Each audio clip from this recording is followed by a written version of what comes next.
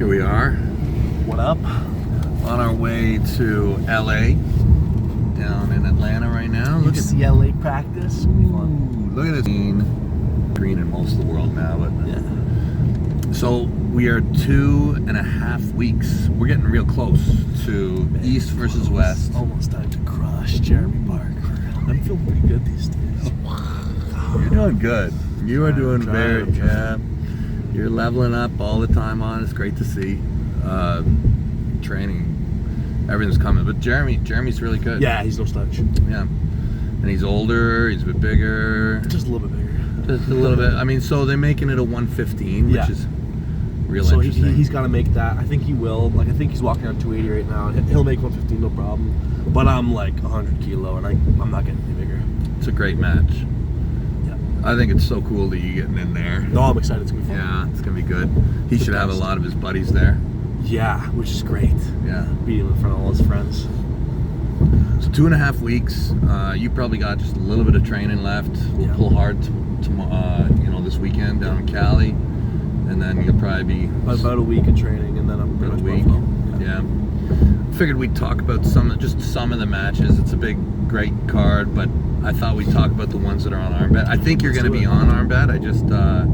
I think they're going to put you on, but Well, place your bets, guys. Who you got, me or Jeremy? I'm excited. But, who do you want to talk about first? What do you think? right to the top. Right to the top, Michael Todd versus Petranco. And now the interesting thing about the staking board is Michael's the massive underdog, which in my opinion, I think Michael's going to beat him. Yeah, I do. I think good match, but I think Michael probably the favorite. It's a good match. It's a great match. I mean, home court advantage. Yeah. If you believe in that kind of thing. And that's absolutely a real thing. No question. I don't know. I mean, it statistically is. Well, just look at it this way. You don't have to do any time change. You don't have to travel. You have all the energy back in you. It matters. Like when you have an entire crowd on your side, you can feel the energy, you can use it. So I think that the first part is much more relevant. The no time change, no travel, familiar food, familiar hydration. Yeah. It's just, Mike's doing a lot to, put this event together. There's that, to kind of counterbalance, but yeah, it's for a world title.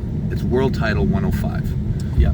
Michael, I know, was ready for anything at this event. I think he was ready. Yeah. He was ready to pull Levon, right? Yeah, absolutely was. But then there was the whole maybe he's going to pull a 115, and now I think he's pretty good for the weight cut. Yeah, it seems like he's almost made it. I watch his Instagram, and he's getting lighter. Yeah, he looks good. Everything's right. His strength is still good. Yeah. And everything you see from Petranco, he's like he's just a killer. Petranco's always a killer. Yeah, just a killer.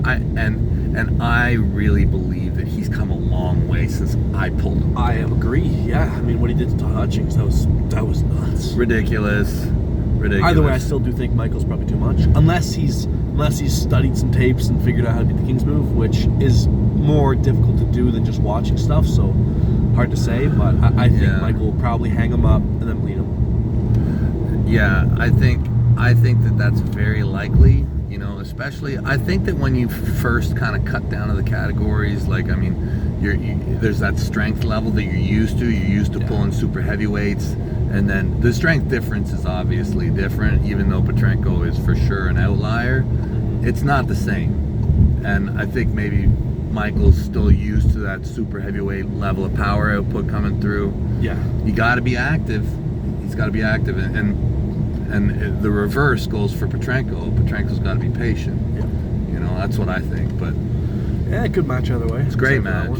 Great match. Potential for another world title to come to the West. Potentially, that could be fun. Yeah. Which is getting more and more rare. Rare these days. All you young guys, keep stepping up. Keep stepping up. Yeah. So next, we got Hermes Morzoff. Hermes Morzoff. Yeah. Good match. I believe it's shutout stake. Shutout stake for Hermes to win them all. Yeah. And yeah, I think it's interesting. It's very interesting. It's hard to place Morzoff sometimes because sometimes he'll just show up and look awesome. Other times, like this last one when he pulled Morzoff, it's like Morzoff just ran through him. But then again, we don't know where Morzoff is, and that's his left. So difficult to place exactly. But I agree with the shutout stake. I generally think Hermes is probably the favorite. I would think he's gonna have just too much top roll strength, but Hermes, things change. Hermes is pretty known. Yeah. I think that nobody really is like, oh, Hermes could be this, Hermes is awesome. I think he's probably a pretty solid number 3. Like whether him and Vitali, I think he's probably still ahead of Vitali. I mean, probably. I don't know. I would think he's probably, and I mean him and me. I know he's closing. He's young. He is. Is Hermes 30 yet? Yeah. He's 30 or 31? He's 31? exactly between your and my age. Okay, so he's like 31. Yeah. No. Yes. In the middle between you and me. Yes. Well, that'd put him like 36. Yeah. No, he's not 36. No, I think he's young, early 30s. Anyways, so he's still climbing, and he had a nice break. I think he's going to be super strong. I see him doing the 2-hand training. I saw more. Says 39. 39. Yep. Really? Or this one says 32. I don't know. Who knows? Gold Arm says it's 32, so I believe that. I think he's 32. Yeah. There's a picture of Morzoff flexing his left and his right. His right looks bigger. His right looks way better. It looks like triple the arm that his left is. I just know that he had surgery on both his arms in the last year. And he had the right wrist. Right wrist, yeah. That can be rough. Yeah, but you never know. Like, I mean, sometimes it takes a person a couple years to come back. Sometimes, a person's back in 6 to 9 months. I've seen it go both ways. So, curious match. I have Hermes as I have Hermes as well. Yeah, as a pretty substantial. Just when you weigh everything, it's got to be Hermes' favorite. But he's full of surprises. Morzoff is a guy who is in that ability to have a title shot with the right or the left at some point. Whether it's now or whether it's a year or two in the future. He's a guy who potentially could be a double gauntlet holder. Possible. He's really, really good, and he's even younger. Yeah.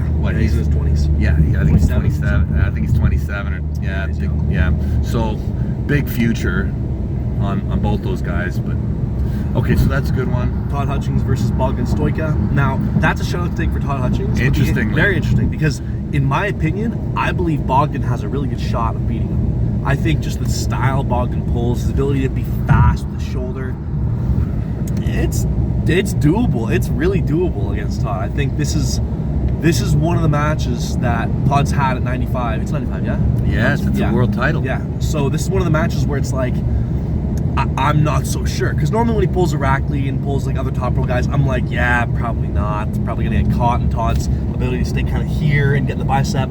Bogdan can come forward and cup, and you guys have seen every time Todd has been beaten, it's by a guy who can really cup hard. Daddy can, Petranco. I mean, even you beat him by coming forward after you kissed. So I think he's got a good shot. I think he's got a real good shot. Yeah, stylistically, Bogdan is super interesting. He's still a little bit unmeasured in East versus West. He's been around a long time, hasn't pulled a lot of the guys, but so full of surprises. And he's a bit of a different puller in terms of his versatility. Mm-hmm. And in terms of his takeoff, he's got explosive. Yeah, he's very, very fast, and he's done really well, right? Like, I mean, he's done really well since he's come into the league. I mean, he had a really nice victory, had a crazy match with Nugo, and very, very close, very good match, and so this is an interesting match. I think that on paper you have to have Hutchings as the favorite. Yeah, I would agree. But shutout stake favorite, I wouldn't agree with that. No, it's tricky. It's tricky, especially when you look at the versatility and this takeoff speed of Bogdan. Yeah. And listen, it's full of surprises. I mean, we could have a new champion every time it's a world title shot. Yeah. Okay. That one's exciting. Yeah, that one. That one's quite unknown for me, and it's just Bogdan. He's so hard to trace because he's so good and he's so fast and he's versatile and he's a little bit new. So on this stage. So okay. Who's the last one? Last one we can talk about is, let's go, Credia and Tobias Boron. Yes, very interesting. Tobias, I think it's Tobias. Tobias. So Boron. I am a huge fan of Tobias. Yeah, me too. I think he is way better than people think. I think better. he might already be better than Vitali. I really do. Wow. Okay, listen. Okay, I'll explain why. Yeah. Why. So both of them have pulled Georges around, and both of them killed him. Yeah. But Tobias, he's like didn't even care. He's like, yeah, he hooked me, whatever. Like didn't even care. Just ran through him. Did Vitali pull him left or right? They pulled them both. Vitali pulled Georges around both. I believe. Yeah, Vitali killed him easy. Killed them both. But the thing is, the way Tobias did it, it's like he didn't even care if he. I know. He's like, yeah, whatever. But Tobias is very special. Yeah. He's explosive. Yeah, he is. Yeah. He's like, his speed is ridiculous. His versatility, his outside of the straps, inside of the straps. I've always thought he was ranked too low. I've always thought just the way. I mean, he did the match with me too. He always has these matches, and it was close with Corey West. Camille beat him, but it's like I just want to see more of him because I've always thought he's really, really good. So I expect dominant victory. And he's young too. He is. Yeah. Yeah. Well, he's not 30, is he? I would be surprised. I'd be surprised if he's 30. Yeah, he's young. Yeah. And he's big. Yeah, he is. I think he's gonna kill Credia. I really do. Well, I think Credia's awesome. I think Credia's awesome, but I think Tobias is more awesome. It's a fantastic match because the one guy is potentially overrated and the one guy is potentially underrated. Yeah. You know, Credia higher in the rankings. I saw Credia in Germany and he was huge. Yeah. Huge. No, he's big. He's so big. Like his arms are like. He's always big every time I see him, but I swear in Germany he was bigger than I've ever seen him in my life. Yeah, I would agree.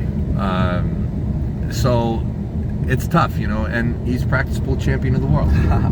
So I don't know. Look, I think it's a tough match. I think that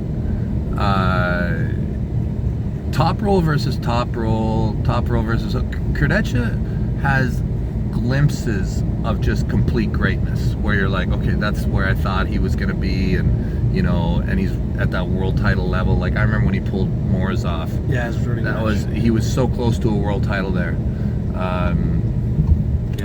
Tobias Boron, incredible match. Very good.